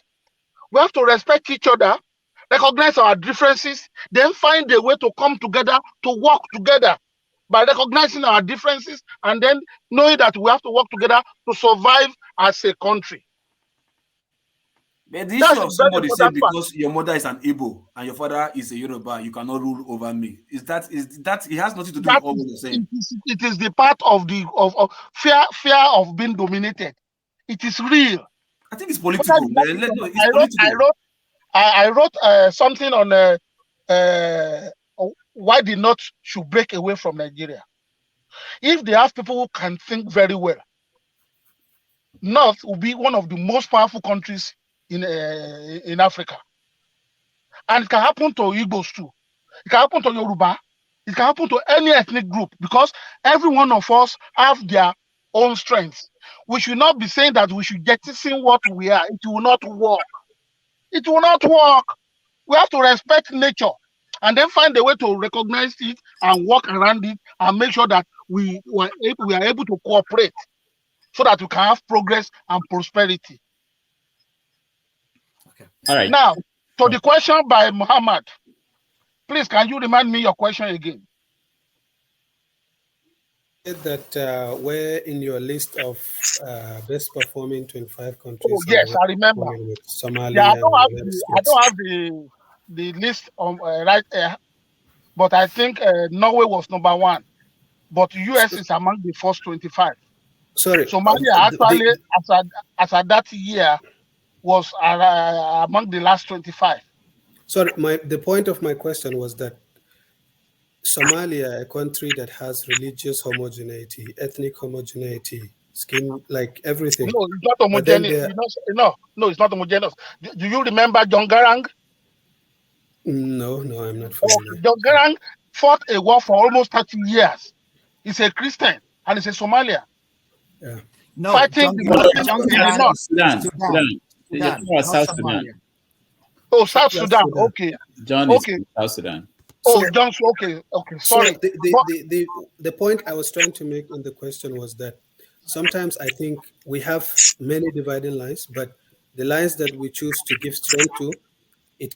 For example, I know that, for example, in Somalia, you see two black people. One of them will tell you he's Arab. One of them he will tell you he's African, and they're killing themselves over that. If an outsider saw them, no one will even care about the difference. So I just gave like that example just to illustrate that point. Yeah, my brother, it still goes to the same point. Fear of being dominated. Some people even have the fear of being enslaved. Look at Morocco when they were winning the World Cup. One of their players, no, we are not winning for Africa. We are winning for Arabs. That is identity thing. We cannot do away with it. What we need is to recognize it and manage it. To dismiss it and say it is wrong, it is stupid, tribalism is this, is that, is arrant nonsense. It's arrant nonsense. Let us recognize, okay, this man is different from me. I'm different from him. But we want to stay together, we want to be brothers. Okay, let's give and take. That is the way the word works. Give and take. So we give and take, then we have a meeting point. Then we work on the things that unite us because we have agreed. And the respect will be there. That is the way we can survive. But if we say we should dismiss it, I'm an English-man, I like my dialect. I'm not going to give up my dialect to speak Hausa or to speak Igbo. Why? I'm not going to do that. And no self-respecting Igbo man should give up his own language to speak another man's language. Same thing goes with all the ethnic nationalities. Remember Wazobia? Did you guys remember Wazobia? When people were suggesting it, the minorities, who are even more than the majorities, refused it, and the thing did not work. Who's going to give up his own language to speak another language? We should recognize our differences. In recognizing our differences, we can come together. Okay, this is what I can do away with. What do you want to do away with? So that we can work together. We have to be real. There is no room for fantasy. There is nowhere in the world the British have, they are complaining that, okay, they want to control their own area. The Scottish, all of them, they have been together for I don't know how many centuries now. Please. Westminster, thank you. You see? So these are the realities of life. We cannot wish them away. What we need to do is to confront them frontally, look at our differences. If you can work together, if you want to work together, if that's our decision, okay, let's give and take. So we give and take, and then we work together, and we'll be better for it. Demonizing tribalism can never work, and we will never have progress if we continue on that path. That's my own conclusion. Thank you. Sir, please. No, hold on. It's been kicking me out. I've been coming in and out. It's not my fault. Yeah, but Ayo, you're next. No, it's me. Oh, is that? Oh, okay. Yeah, I mean, you guys will respond. Ayo has taken his own question. It's me. Oh, okay. No, it's me. I'm not taking my question. Mohammed asked me a question. My question is for Franklyne, Mr. Franklyne, please, so that he will answer. Okay, Ayo, go ahead. Go ahead. Mohammed, thank you for the brilliant questions that you ask because they go directly to the issues. You see, right now in Nigeria, let me start from that. We have 6 regions that we've, admitted in principle. Everything is done based on those regions: Northwest, North Central, Northeast, Southeast, Southwest. So, in principle, we have agreed that we have 6 regions. And if you look at these 6 regions very well, they have at least some measure of homogeneity and cultural interdependence in those areas. So we can start from there. It doesn't end from there. We can go further. Why this is important, and in order to bottom what Chief Remi Oyeyemi is saying is this. the question you ask him, you give an example of homogeneous society like Somalia that seems not to be working. So why should we go there? Now, I will ask you, tell me one country. We can tell you several.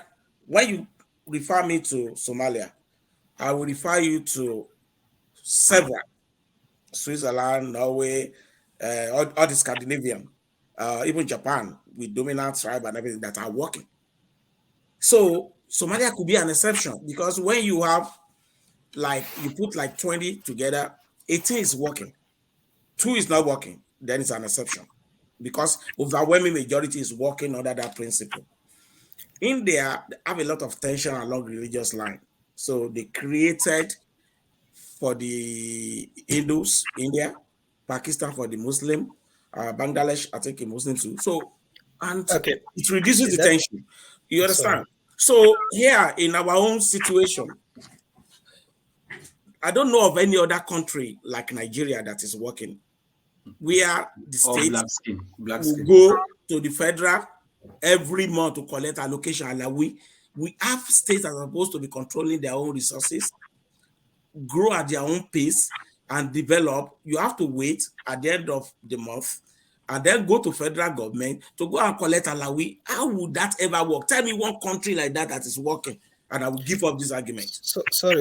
None. It has never been replicated anywhere. No country like that. So Nigeria is not going to work. It's not going to be an exception. If anybody can tell me a country like that, where the state will now go to federal government and collect alawi every month based on what federal government declare. We have a federal government that is so huge, and does nothing. 50% of our total receipt go to federal government. The state has to share about 36%, the rest go to the local government. And then what happens? The federal government created a lot of redundant agencies with overlapping duty that does nothing. They are just gateway to siphon money. These are money that will be used in regional development because those people are closer to the people. Here, where I live, power belongs to the counties, equivalent of local government. They do whatever, most of the things that we want, even the road construction that our politicians used to campaign. Yeah, you construct this road. Who campaign with road construction? Those are routines. It's a department in local government that sees to those roads is done. You cut it from A, from B, from C, from whatever.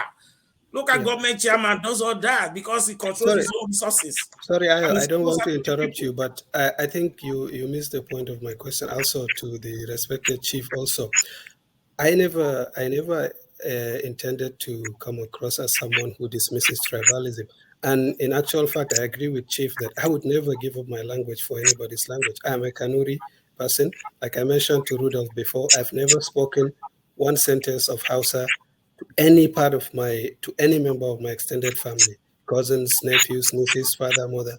Never, ever. I've never done that. So that's not what I was trying to communicate. I was just trying to give like a counter example to it's just homogeneity will not solve the problems. And in the case of Nigeria, honestly, what I think is even if we divide, let's say into 4 or 6, I just think the problems will just come down to those 4 or 6 regions because the people fundamentally they will not transform overnight simply because now they're in Oduduwa land or they're in Arewa land or something. Like thieves are thieves. People are people. Like all these things about states and boundaries.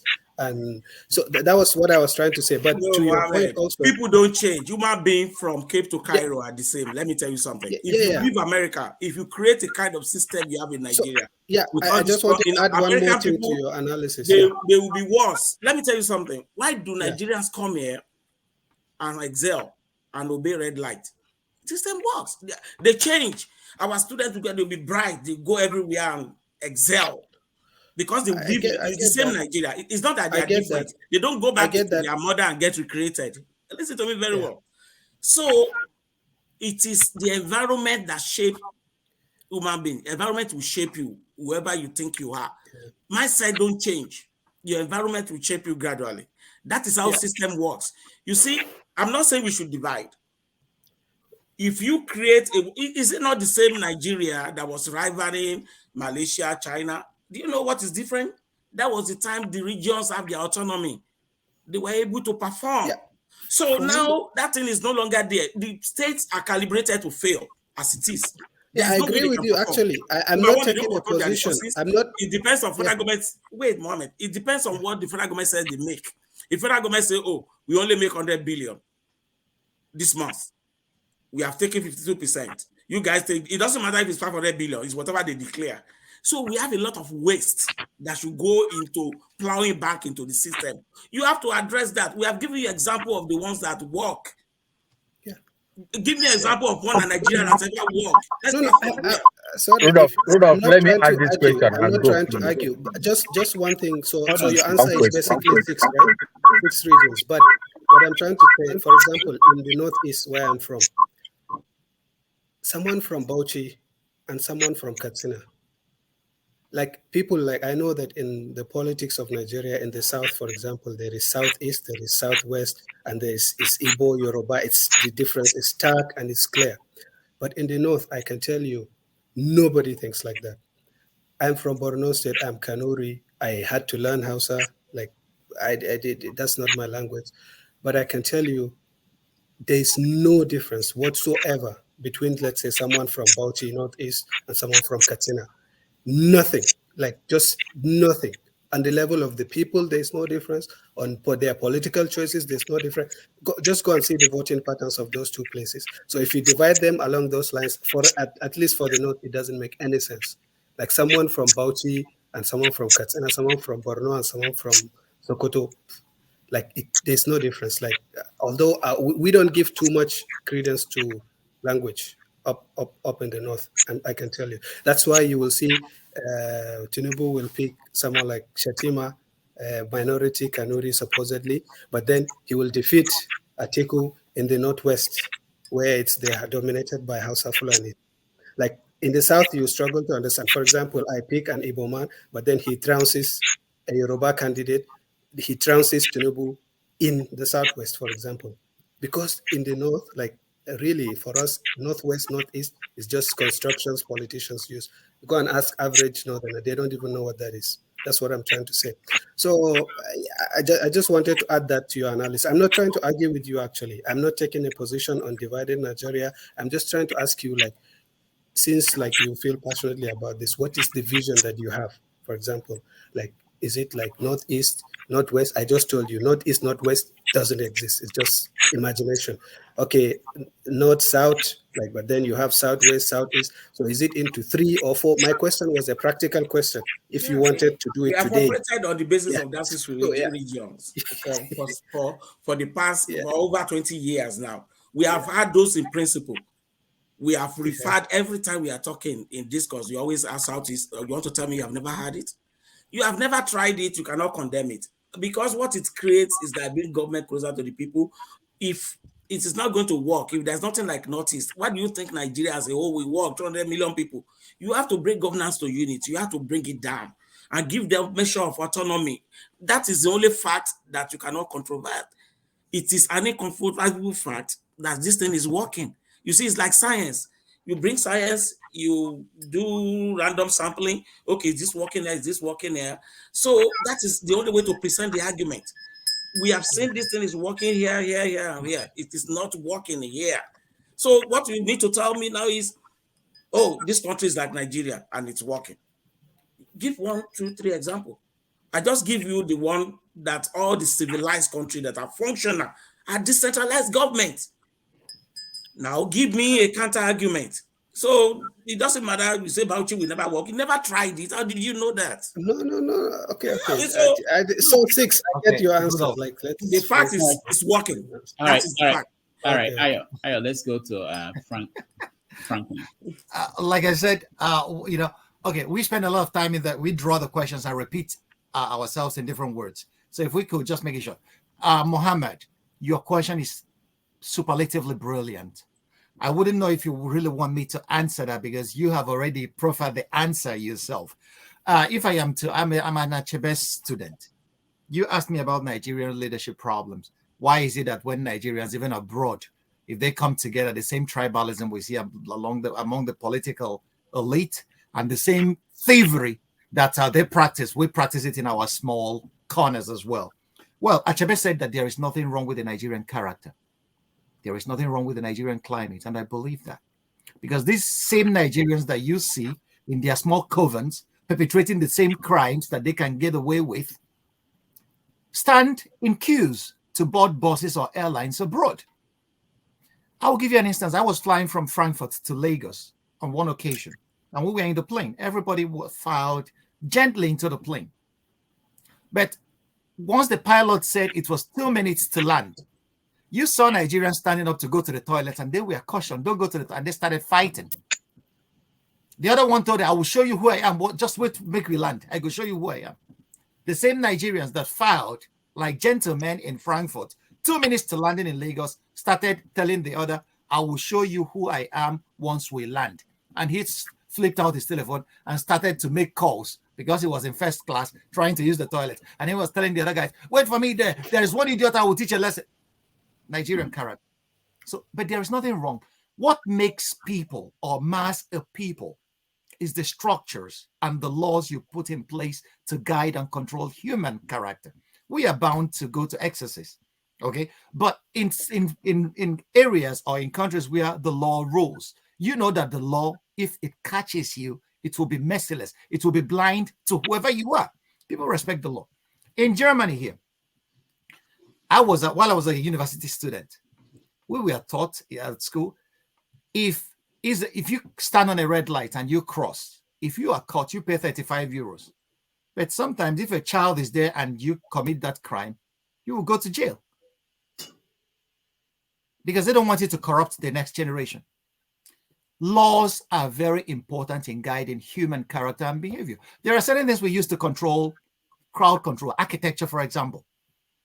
Okay, so it's simply the rule of law, and where people and the laws have teeth, sanctions. Laws without sanctions are nothing. In Nigeria, we have beautiful laws in our statute books, but they don't have teeth. Okay, because of the very same thing. We don't make examples of the higher thieves, and then if you can make example of the lower ones. So in China, if you are corrupt, they cut off your head. In Japan, nobody will tell you to commit seppuku or suicide if you are corrupt. But in Nigeria, a guy will wait for you. A guy will be taking a leak in front of your house. And then you will look at him through the window. He will be staring at you. You say, man, I know peace. He is urinating against the wall of your house.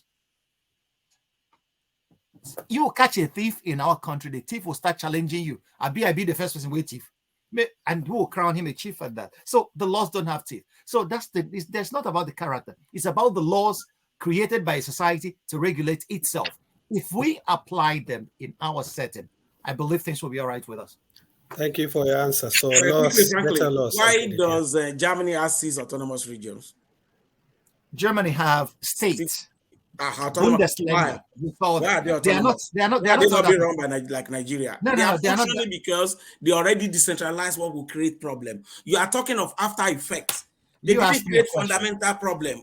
You see, obviously you are talking, the system is working because they address those things that will distract them. You may be right. You may be right on that. But the issue, Germany sorry, Franklin, 1 second. We have used 4 hours of our time today discussing ethnic tension. We'll probably be discussing no. Yeah, point of correction. Yeah, you probably know how Nigeria will go to space if you don't have that tension. Point of correction. You made a statement of fact. Germany practices is a federal republic of Germany. What we have Bundesländer, states, just like we have in Nigeria. Just like states, it's exactly the same structure that we have in Nigeria. Have their constitution. Now the problem is no. Well, just listen. We have Bundesverfassung, one constitution for Germany. Other state laws are state laws like we have them in Nigeria. It's constitution too. No. They are not. They are constitution. Please, okay. Franklin. My brother, I live here and I work has here. Its own constitution. Wait. They have their constitution. I know that for a fact. Here in America, all the 50 states, each of them has its own constitution. In all the 50 states, your constitution is only selected cases that go to U.S. Supreme Court. You have your own constitution every state. Germany is not like the US. Autonomous. And Germany is the same in Switzerland. People could Google and see for themselves. People could go to Google and see for themselves. Germany is not like the US. The point is that Germany practices the same federal system that Nigeria practices. In Nigeria, we have state laws, bylaws, for example, and then and then you have the inconsistent at the state. Okay, let's put it like this, Franklyne. My brother, sometimes you let me talk. I don't take it kindly when people try to interrupt me. Let's cut it short. No, let me say something. At the state is becoming autonomous. No. You've been Rudolph, do your work, please. No, you hold your peace, and then let me make a point. The point I'm trying to make is very simple. Germany practices the same federal system that Nigeria practices. If ours works the way it should work, we wouldn't have a problem. But ours does not work the way it should work. Our laws don't have teeth. We give a pride of place to corruption and corrupt people. So this is what leadership should do. Make sure that the laws apply, irrespective of whoever is, and again, the structure of our federation was corrupted by the military. There, I share your point. And this is what it requires.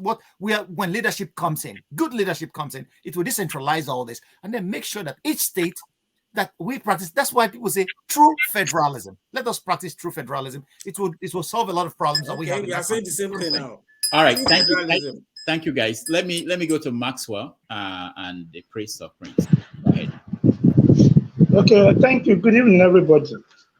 I want to appreciate the barrister Ayo, Prof. I don't know the calling that was my prof. I'm a student of Professor Franklyne, and he's the reason I'm on this program. And Chief, too, I want to also appreciate you so much. And my question is very simple. Prof, you've written so much, and there's so much to learn under your timeline. And I take home one major lesson I will never forget in my life. You make your teaching through religion, you sweep through politics, through philosophy, it's endless. And you were teaching me something about bread. You said that, I was asking you, Prof, what's the business between Jesus and bread? You told me that everything Jesus was doing was about bread. And Prof, the bread is the ocean. If I look around my room, anybody living in Nigeria, look around wherever you are, if you're not in Lagos, every item around you came through Lagos. Every item around you got to where you are, only through Lagos. Maybe a fraction from other ports. River State.